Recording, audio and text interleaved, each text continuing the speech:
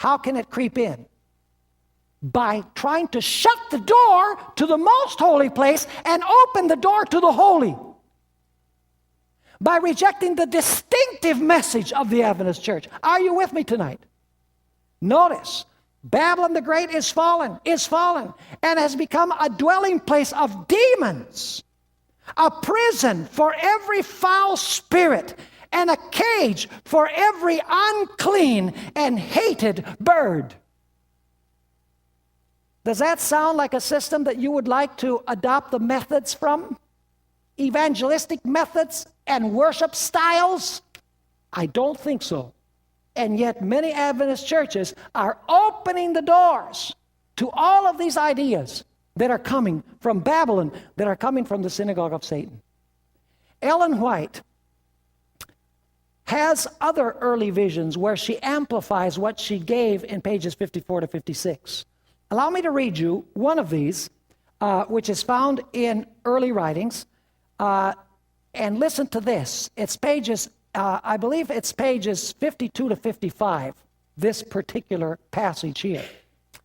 She says this: this door to the most holy place was not opened until the mediation of Jesus was finished in the holy place of the sanctuary in 1844.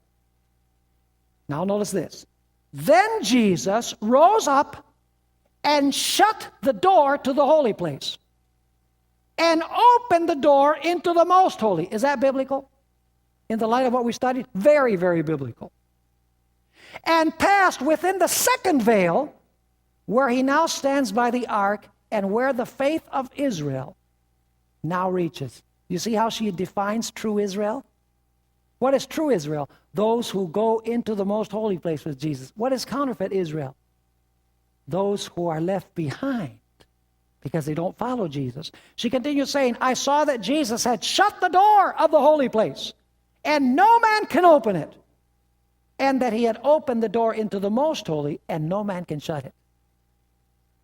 And that since, now notice this, and that since Jesus has opened the door into the most holy place, which contains the ark, the commandments have been shining out to God's people, and they are being tested on the Sabbath question.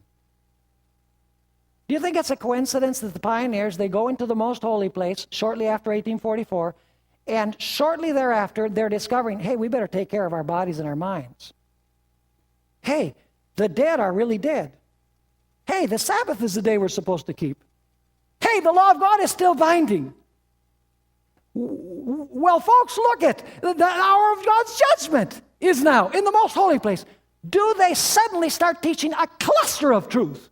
Yes, because they've gone into the most holy, and when you go into the most holy, you see all of these truths as a cluster of truth, as a chain of truth, as Ellen White calls it. She continues saying, now here comes the chilling part. You remember those that were still before the throne? Remember those? Satan breathed an evil influence over them. Listen to what she says here. She says, the enemies of the present truth have been trying to open the door of the holy place that Jesus has shut, and to close the door of the most holy place, which he opened in 1844. There's one individual, I could give you an example, Dale Ratzlaff. And I'll mention him, here, because he's gone on the record publicly in a journal called Proclamation, where basically he seeks to destroy all of the distinctive messages of the Adventist Church. In his journal or magazine, which he sends out, I believe it's a monthly publication,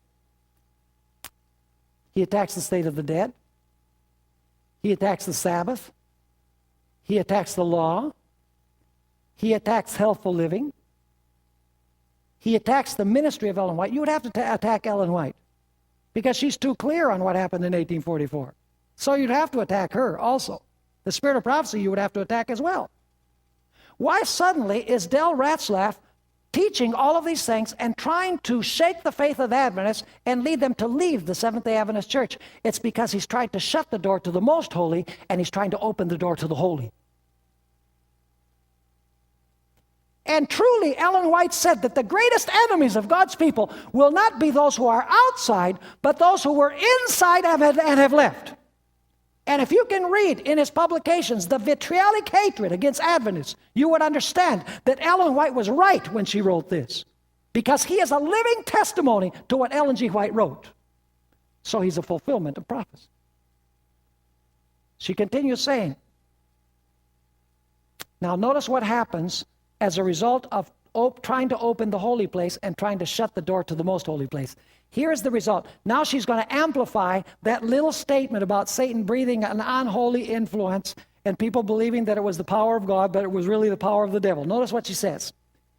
Satan is now using every device in this sealing time to keep the minds of God's people from the present truth and to cause them to waver.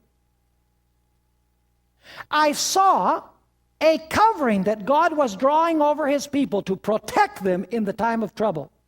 And every soul that was decided on the truth and was pure in heart was to be covered with the covering of the Almighty. Satan knew this, she says. And he was at work in mighty power to keep the minds of as many people as he possibly could wavering and unsettled on the truth. I saw that, now notice this, she's going to amplify what it means, the power of Satan being manifested among those who claim to be Christians. She says, I saw that the mysterious knocking in New York and other places was the power of Satan.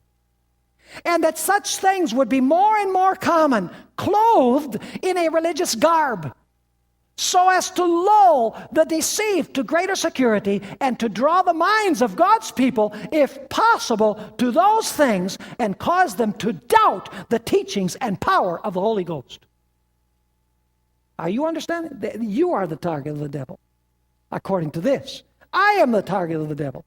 He's trying to disguise something which is led by him in a religious garb to make it look good when it's evil.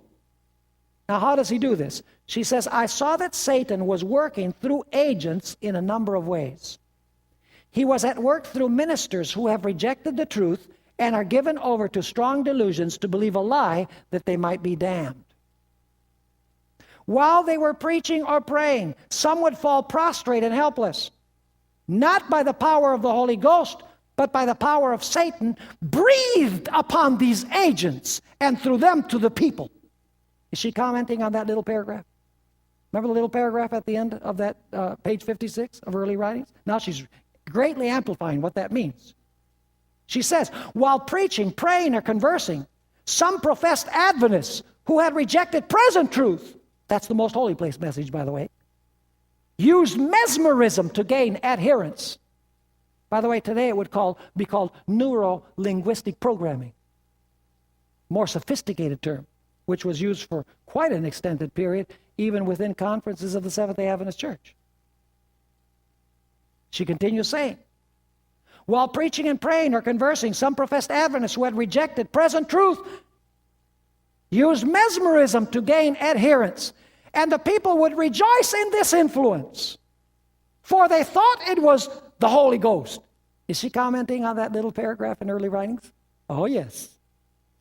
Some even that used it were so far in the darkness and deception of the devil that they thought it was the power of God given them to exercise. They had made God altogether such as one as themselves, and had valued his power as a thing of naught.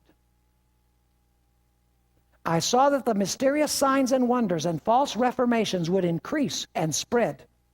The reformations that were shown me were not reformations from error to truth. What is a true reformation according to Ellen White? It is a reformation from error to truth. What truth? Present truth. And where is the present truth to be found? In the most holy place. You want to know what present truth is? It's very simple. Find out where Jesus is. If you're preaching the truth of the court, and you're ignoring the truth of the most holy place, you can be preaching truth, but you're not preaching present truth, because Jesus is no longer in the court. You can be preaching the message of the holy place, that Jesus is our intercessor, like many Christians preach. It might be true, but it's not present truth. In order to preach present truth, you must preach the truth where Jesus is. And if Jesus is in the most holy, The most holy message is present truth. Now,